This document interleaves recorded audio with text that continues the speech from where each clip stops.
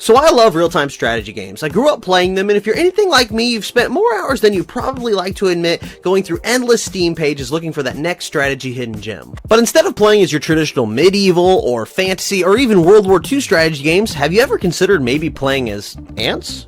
Yeah, I hadn't either until I discovered Empires of the Undergrowth.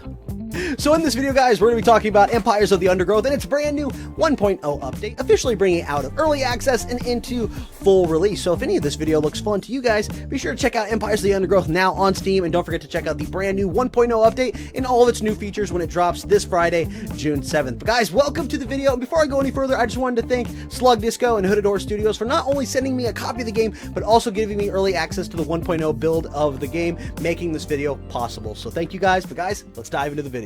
Now you may be wondering, what exactly is Empires of the Undergrowth? So beginning with my personal favorite way to play any real-time strategy game, Skirmish mode, let's dive in. At the beginning of any match, you simply start with a queen and a few workers as you start to personally lay out tunnels to underground food sources and begin to plot out your subterranean base, which will ultimately turn into a sprawling underground empire. This first phase of the match is always fun as you personally get to lay out the tunnel network, leading you to your first taste of combat, battling other underground creatures for the same food sources. But all of that changes when you finally leave the nest and go out into the overworld to fight for all new resources in a much more dangerous environment. The surface world shows just how dog-eat-dog and ruthless the world that your colony inhabits actually is, not only contending with enemy colonies, but goddamn scorpions, praying mantises, spiders. It's so brutal and ruthless, and it's up to you to lead your colony to not only survive, but master the undergrowth. All the while searching for the enemy colony so that you can assault their nest, hopefully not getting murdered by a praying mantis along the way, go into the enemy nest, kill their queen, and ultimately win the match. The undergrowth was not big enough for both of these colonies. One had to go.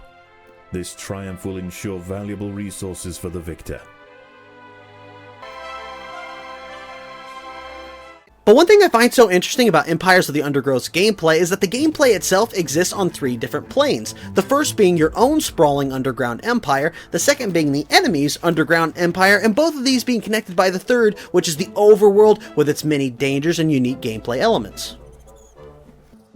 And it's all of these elements combined that truly make the game feel unique, even to someone like myself who grew up playing real-time strategy games. And what's also really cool about the Skirmish mode is that if you're playing the 1.0 update, you get brand new factions to the game, like the Termites, so you can relive that bloodbath battle from that 90s Ants movie. This is also really cool because the Termites play completely different from the Fire Ants and the Leaf Cutters and the Tiny Black Ants, adding a lot of replayability to the Skirmish mode. The ants will fight. But if Skirmish mode isn't your thing, Empires of the Undergrowth also has a full-fledged story mode campaign, which with the 1.0 update adds extra missions, new game plus, and also when you beat the campaign, you'll also unlock a new species of ant to play in Skirmish mode.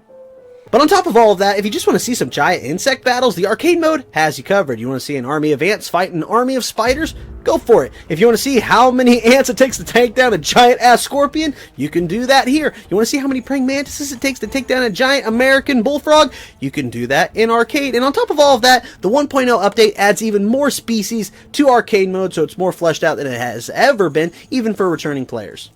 And I think it's also worth mentioning that all of this is packaged under a brand new user interface with the 1.0 update, as you get a brand new slick looking main menu. Which, as a sucker for a clean UI, this is pretty awesome.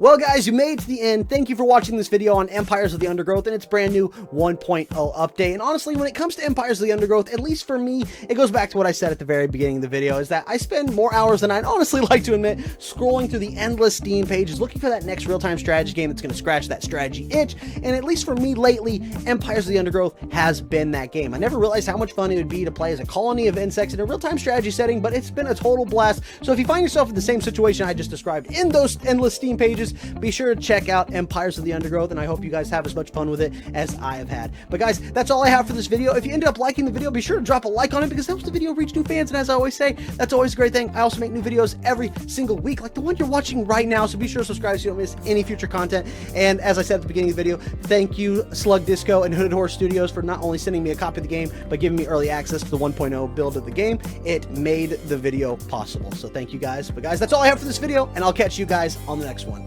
See ya.